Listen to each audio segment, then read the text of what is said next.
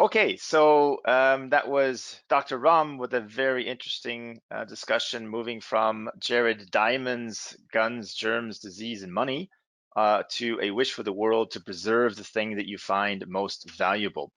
At this point, we now have our first podium discussion of the day, actually our only podium discussion of the day. As you can see, Entrepreneurship, which is gender neutral, a podium discussion with our four panelists, which Marita will introduce, but I would like to first introduce Marita. I'm sure you all know her. She is also a chair of the World Innovations Forum and the moderator of today's discussion. She has also co-founded 4 innovative companies with combining her passion for people, technology, and progress.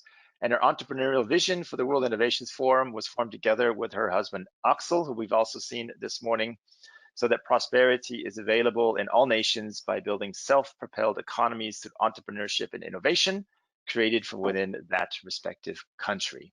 So at this point, Marita, I'm going to hand it over to you so you can introduce the panelists, and good luck with the discussion.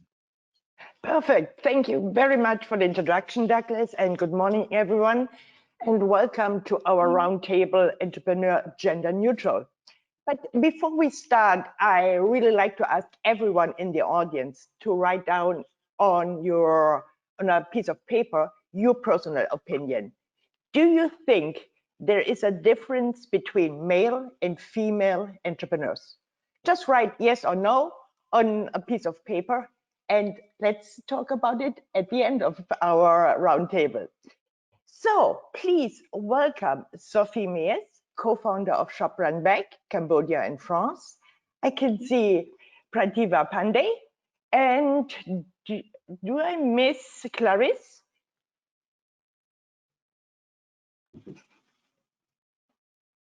So I'm waiting for our third roundtable member, Clarisse. No, okay, but then let's just start with the introduction of Sophie and of Dr. Prativa Pandey. Sophie, let's start with you. Please share with us more about you, your role, and your experiences as a female entrepreneur. Yes, good morning, everyone. My name is Sophie Meas. I'm the co-founder and international director of ShopRunBack. Thank you so much for having me here with you today. I'm very honored to be with you. Our French-Cambodian company is specialized in cross-border e-commerce. We provide the next generation software technology platform and a strong logistic network services to transform the online returns experience for consumers and brands. Our goal is to unlock the next era in e-commerce returns by making it easy and convenient for end consumers and retailers. Today, just to give you an idea, we handle more than 1 million returns for our customer in more than 30 countries. To give you an example, we handle returns for the fashion brand Mango from 15 countries in Europe. We also recently secured a deal with Alibaba Logistic Group from China to use our platform for the end consumer returns globally. We also work with the biggest marketplace, the French marketplace called Cdiscount, to manage their returns for heavy products. If I can share myself as woman entrepreneur from the past to today, I can say that I very enjoy it, and from the first time until now, I never, feel any differences between, enterprising as a woman compared to the male, because growing, have been raised with entrepreneur mother. It's show me that I am give me, no hesitations to become myself today, a women entrepreneurs. Yes. Thank you. So I don't know, I think my camera is Off. it's off. I have it on, but so you don't see me right now.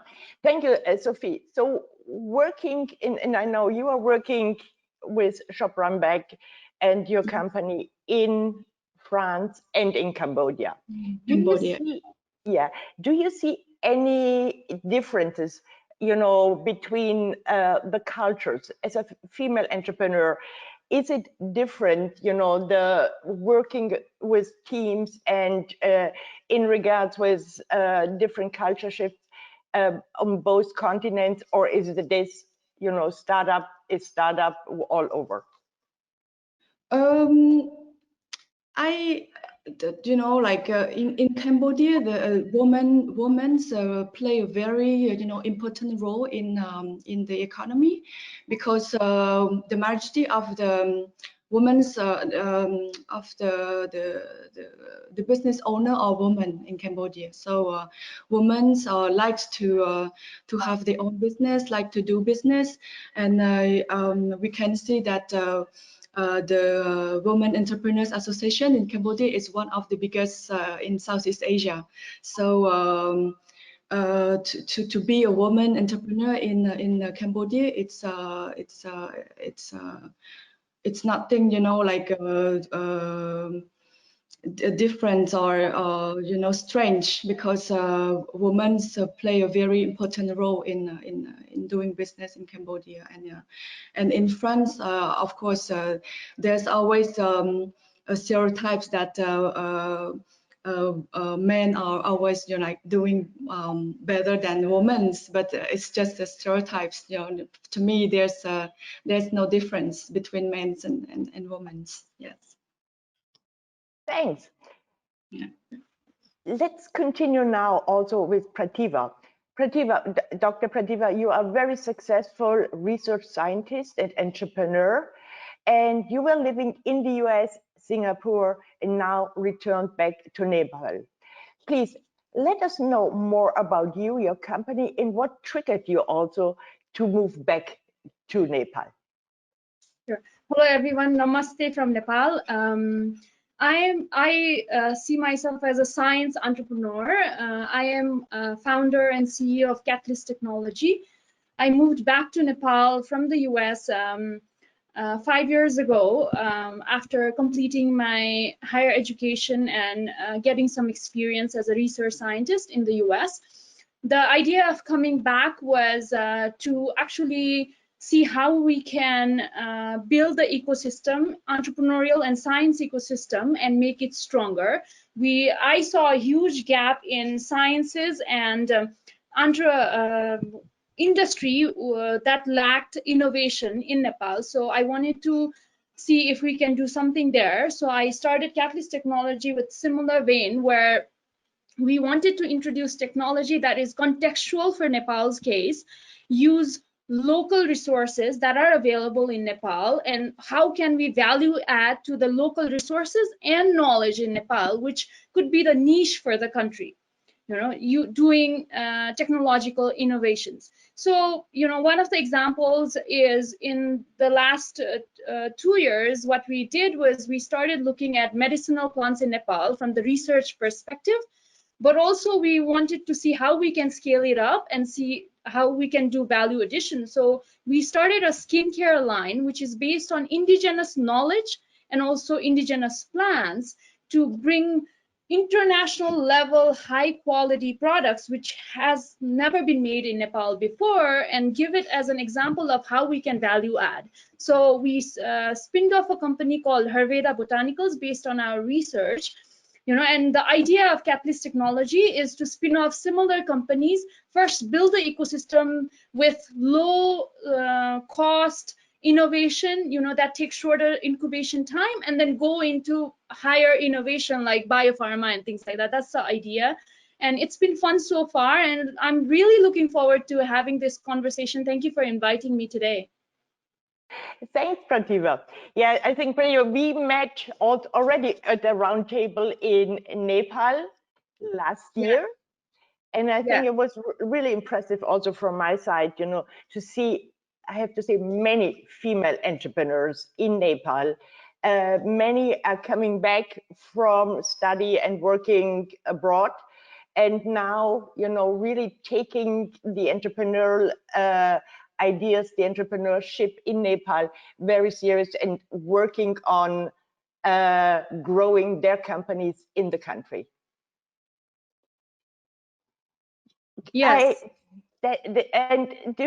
Also my question to you, living and working Singapore and the US and now back in Nepal, where do you see the biggest obstacle as a female entrepreneur, or are there obstacles, I have to ask, yeah, compared to, let's say, the US, or is it, yeah, what is your impression? Sure.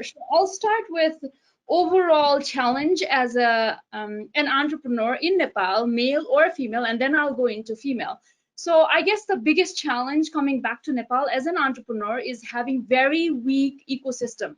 That means if you have to do innovation, you have to look at the whole value chain and then work on each part of the value chain. That takes a lot of time of the entrepreneur, and also, you know, you have to build the ecosystem yourself as first entrance in the innovation sector. So that's overall for all entrepreneurs. Now coming to women entrepreneurs, female entrepreneurs, one of the big challenges is that since in innovation especially, there are very few women in Nepal, and most of us are young entrepreneurs trying to start something, we are lacking mentors who are female innovators, one. Another is not just in innovation, but also in other sectors, especially in Nepal, we do not have many female entrepreneurs that are, you know, already in that so higher level, very successful female entrepreneurs. And that also sort of gives us this environment where we lack mentors. And I'm saying this especially from my experience in the US, working in different companies and academic sector, and also in Singapore. One of the reasons I accelerated really fast in my sector was because I had many mentors who were in leadership positions, who were invested in priming me to be there in future, right? So they sort of guided me in terms of what kind of challenges I would get and how to navigate the system. And in Nepal, it's really hard to navigate that system. Having said that, another thing is this forum is about entrepreneurship gender neutral. And I was like, is entrepreneurship gender neutral? And I thought, okay, because of efforts of a lot of activists, we are at the stage of gender neutral, even in Nepal, in entrepreneurship. What that means, though, is can we afford to be gender neutral at this point more than ever? Maybe we need to be gender sensitive. We need policies that, you know, give environment for women where they can grow, right?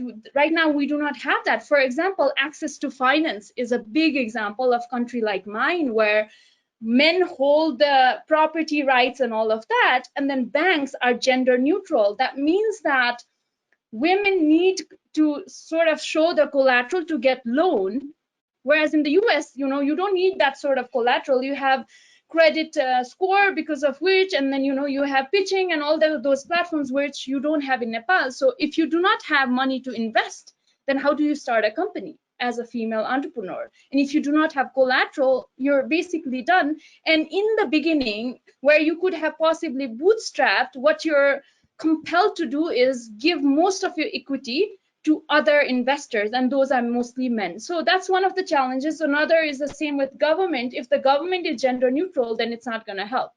I was in a committee as a representative, women representative, to represent STI policy. One thing that I repeated again and again was we need to write there down that we need to have gender sensitive STI policy, and these are some of the things that we can include. But I realized representation is not enough. We need enough number, meaningful number of people in that stage which pushes this agenda, because when the STI policy came out, there was nothing that was mentioned about women in science.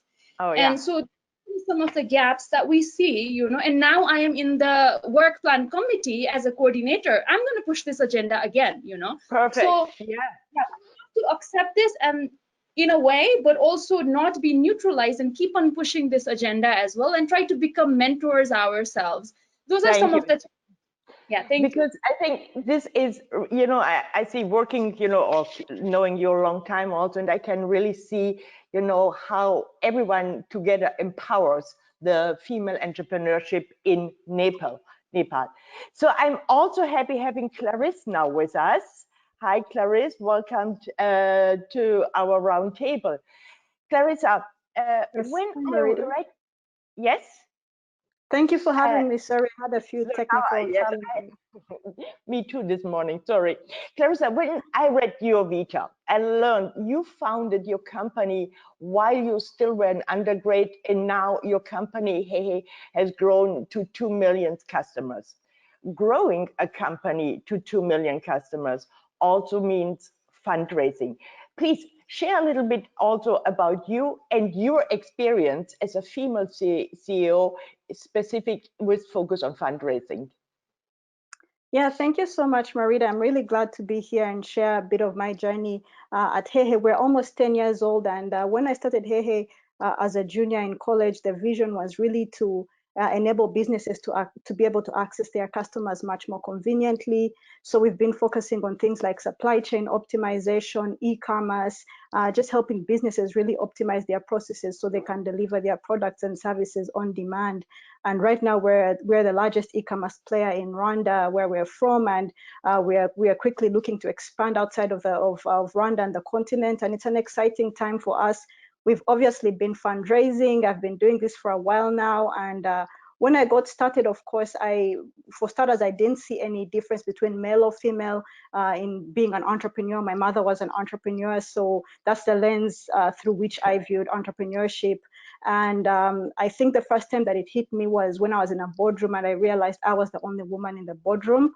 And in spite of even being a computer engineer and having a female minority in the classroom, it had never really clicked for me until I started my business. And I all of a sudden realized, okay, there are not that many women in the room. And like Prativa was saying, gender neutrality is great, but there are some very gender specific experiences that should be factored in or considered when designing policy, or when it comes to things like fundraising. And I'll share a bit of a personal story for me, because up until I became a young mother, I didn't think there was any difference. I was acting like any other guy out there until one of my investors required that we have a face-to-face meeting, and I had a 7-week-old baby, and I flew across the Africa to Asia to have this meeting.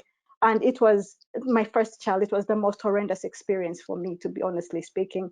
And up until that point, I realized, okay, it's great that we live in a world where women's rights are being factored in much more in policy and innovation and entrepreneurship. But we do have very unique experiences as well, very unique challenges. And today, even as we work on helping businesses optimize their operations, up to 60% of the businesses we work with are actually women-led. And for me, I see it as a personal mission to help women, remain in the workforce, but also redeem time for them to be able to take care of their families, to do things that do fill their cups as well, besides just pursuing their careers. And for me, this was a wake-up call as a young mother, seeing that as much as I'm able to build a great business, just like any guy, maybe even better because of my experience in understanding humanity from a lens of a mother, there are some very unique experiences that I go through that I think we need to factor in. And for us at HeHe, we try to be sensitive to women's needs. Working from home has been a blessing for us, just seeing the opportunity to continue to build your career, to do the things that you love, to build your business, but also be there for your family. So for me, that's my contribution to this conversation. I think that we need to look at some very specific experiences that women go through and not be shy about them, because just as an FYI, my investor didn't know I had a 7-week baby, because I kept that information from him. I thought it was a weakness, to say this, and maybe he would think that, you know, I'm not going to have enough time for the business. So we shouldn't be shy about who we are as women, about the experiences we're going through. We are equally talented. We all have special gifts that we can bring to the entrepreneurship table, and, you know, let's bring it. Thank you. Thank you so much, Clarisse, and also thank you, Prativa and Sophie. I think this is really, you know, encouraging the young. You ladies are all very young, but also for me, it is really great to see, you know, there is, from my understanding, no difference between men and female entrepreneurs. We have different challenges.